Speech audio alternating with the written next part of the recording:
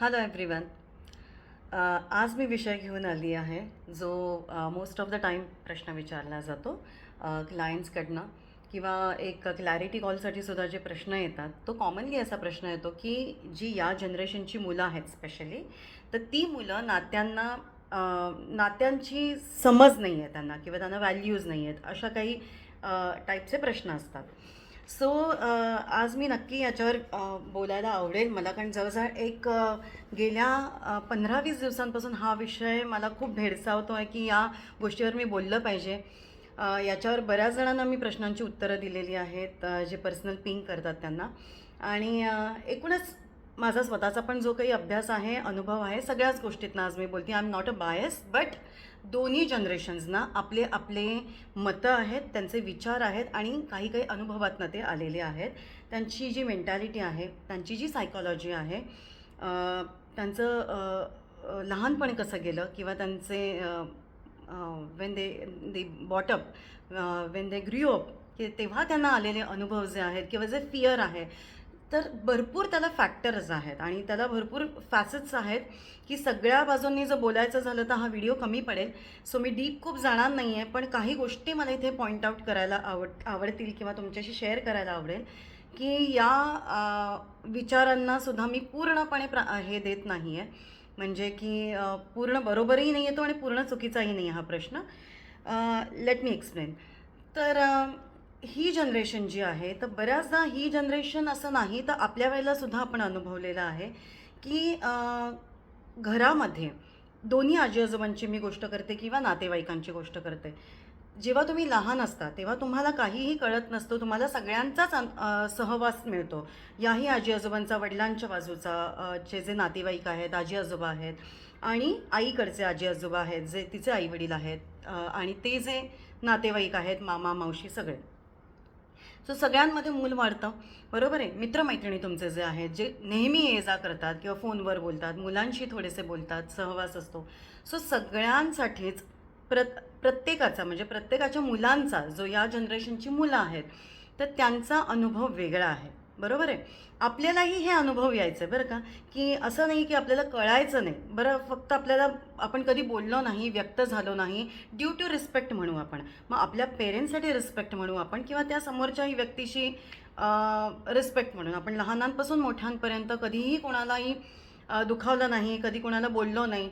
आणि ही जनरेशन मात्र धाडकन बोलते आणि व्यक्त करून मोकळी होते असं आपल्याला वाटतं. They are very much practical basically, आणि ते इन्फॉर्मेशनच्या एरामध्ये आहेत, इंटरनेटच्या एरामध्ये आहेत. त्यांना सगळ्या गोष्टी एक्सपोज झालेल्या आहेत ऑलरेडी, ज्या इन्फॉर्मेशन आपल्याला नव्हत्या किंवा आत्ताचं जे तुमचं वय आहे ते आत्ता या मुलांच्या वयाशी किंवा तुमचं मूल जर 20 वर्षाचं आहे, 15 वर्षाचं आहे, 8 वर्षाचं जे काही आहे, तर तुम्ही कम्पेअर करा की या वयात तुम्ही काय करत होतात त्यावेळेला आणि तुम्हाला काय माहिती होतं आणि कितपत माहिती होतं, जे आजकाल तुम्ही फोनसुद्धा, मोबाईलसुद्धा या मुलांना विचारून विचारून वापरता की अरे हे फीचर्स आम्हाला कळत नाही आहे, किंवा ते म्हणतात काय बाबा किंवा काय आई, हे इतकं इझी आहे. सो मला एवढंच एक सांगायचं आहे की प्रत्येक जनरेशनकडनं काही ना काही गोष्टी आलेल्या आहेत, त्यांच्यामध्ये इंटेलेक्च्युअल आहे, त्यांच्यामध्ये भावना आहेत, त्यांना त्यांचं स्वातंत्र्य आहे. आणि या एरामध्ये या मुलांनी फक्त मांडल्यामुळे आपण त्यांना असं म्हणतो की डिसरिस्पेक्टफुल आहेत.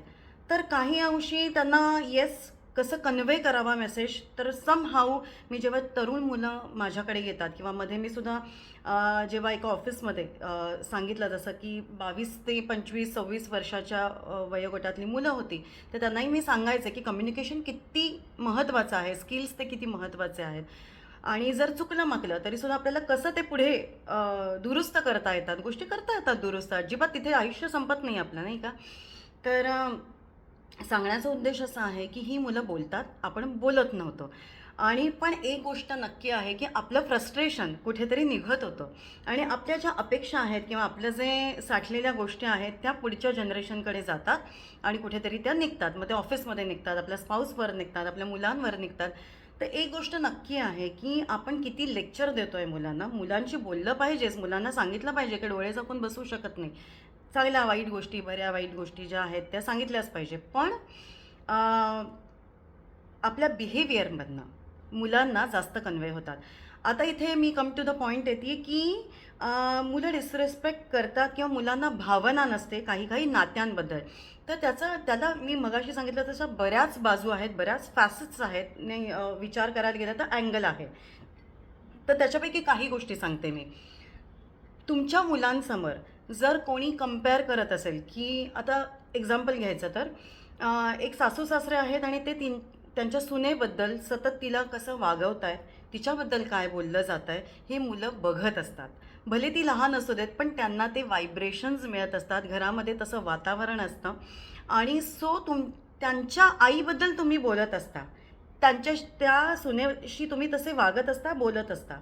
आणि घरात येणाऱ्या जाणाऱ्यांबद्दल च्या समोरसुद्धा तुम्ही तसं बोलत असता आणि वागत असता तिच्याशी, किंवा त्यांच्यासमोर वेगळं वागत असता. जे काही तुमचं बिहेवियर आहे, हे मी फक्त एक्झाम्पल देते आणि हे खरं होतंही, हे सांगायला वेगळं काही हे नाही आहे, मी हे उदाहरण फक्त घेते आहे. तर या गोष्टी मुलं अब्झॉर्ब करत असतात आणि फक्त अब्झॉर्ब करत नाही ही एनर्जी, तर ऑब्झर्वेशनही त्यांचं चालू असतं. आता याचा परिणाम काय होतं मी सांगते. जर याचा परिणाम या मुलांना असं होतं, दोन गोष्टी एक तर घडू शकतात किंवा तीन गोष्टीसुद्धा, आणि बऱ्याच गोष्टी घडायला आहेत पण ज्या कॉमनली दिसतात त्या. एक गोष्ट अशी घडू शकते, जर आजी आजोबांचं तुम्हाला खूप जास्त मुलांना त्या सहवास असेल, तर हळूहळू मुलं आईपासून जरा दूर व्हायला लागतात आणि ते थर्ड पर्सन म्हणून ते वेगळं असं हे बघायला लागतात. म्हणजे आजी आजोबांचा अँगल येतो त्यांना, आणि मग त्या आईला नाही नाही बरोबरच आहे आई, तू लक्षच देत नाही, मग आजीला आज असंच केलंस तू आजोबांशी. मग त्यांचा अँगल तो आजी आजोबांच्या म्हणजे त्या अँगलमधनं ते बघायला लागतात आणि आई त्यांना चुकीची वाटू लागते. किंवा जर त्यांना आईचा सहवास असेल किंवा त्यांना जर ती सेन्सिटिव्हिटी असेल आणि ते मुलं जर आईच्या बाजूने बोलली, तर त्यालासुद्धा एक असा अँगल येतो की आईची जी घुसमट आहे ती त्यांना कळत असते.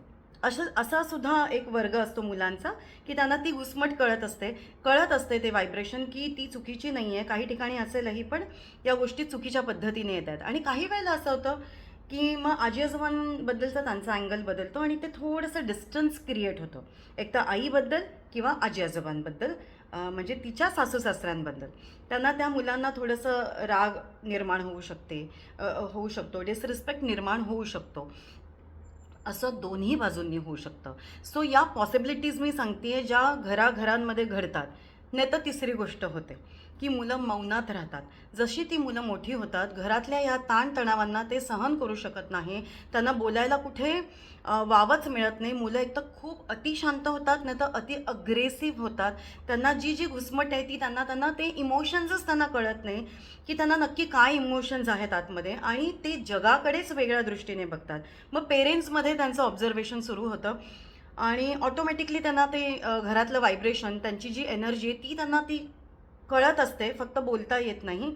की आईवडिलांचं सुद्धा नातं कसं आहे. चल आजी आजोबा जज करतायत किंवा असं वागतायत तसं वागतायत, आई असं वागतीये, तर वडील कसे वागतात, मग या अँगलमधनं सुद्धा मुलं बघतात. आणि मग त्यांच्या फक्त तिथपर्यंत राहत नाही, तर त्यांचे विचार जे आहेत आणि प्लस या जनरेशनमध्ये ज्या नवीन इनोव्हेशन्स आहेत म्हणू आपण, आणि बदलत्या काळामुळे इतक्या साऱ्या इन्फॉर्मेशन्स मुलांना मिळतात, एक्सेस इन्फॉर्मेशन आहेत. काही वेळेला त्या गोष्टी मिळाल्याच पाहिजे. जसं मी मागच्या व्हिडिओमध्ये सांगितलं, जसं हा जो पार्ट आहे तो आपल्या वेळेला खूप लिमिटेड गोष्टी आपल्याला माहिती होत्या. आपण आपल्या सख्ख्या बहिणीशी किंवा भाऊ असतील तर भावांशी सुद्धा, जर भावाचंही लग्न झालं असेल तर त्यालाही जसं अनुभवातनं कळेल तेवढंच. सो लिमिटिंग बिलीफ जे क्रिएट होतं ते आपल्या एक्सपिरियन्सेसनी क्रिएट होतं, बरोबर आहे.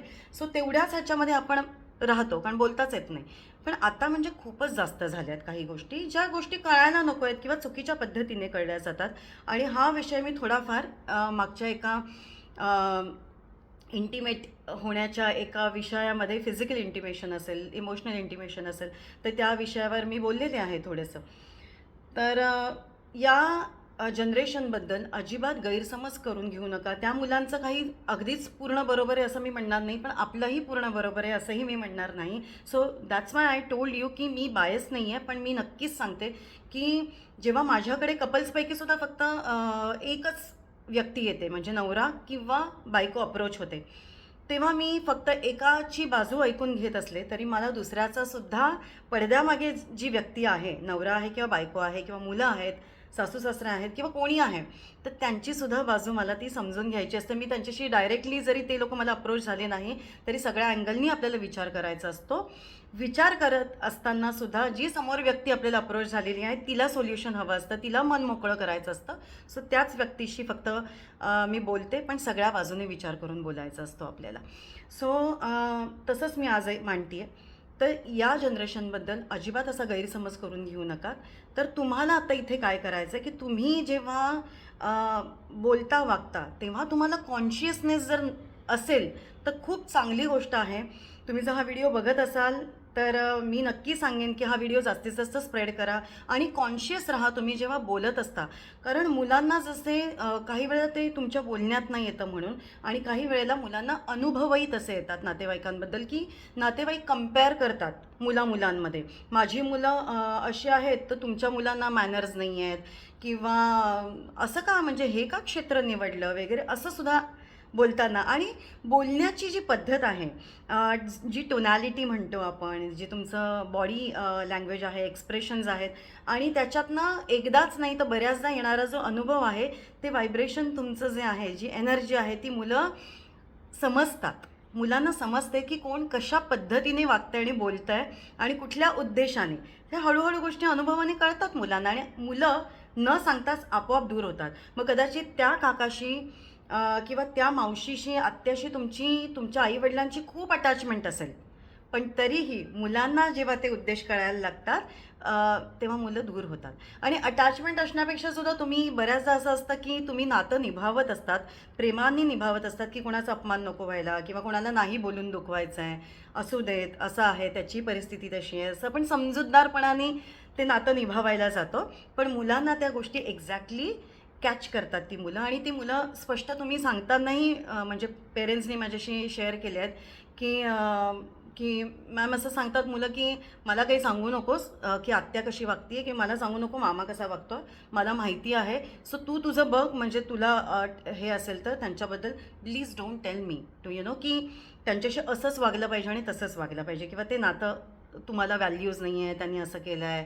ते चांगले आहेत किंवा वॉट एव्हर, तुम्ही मला प्लीज रिमाइंडर देऊ नका. तर या गोष्टी तुम्हाला पेरेंट्स म्हणजे सांगतात, शेअर करतात.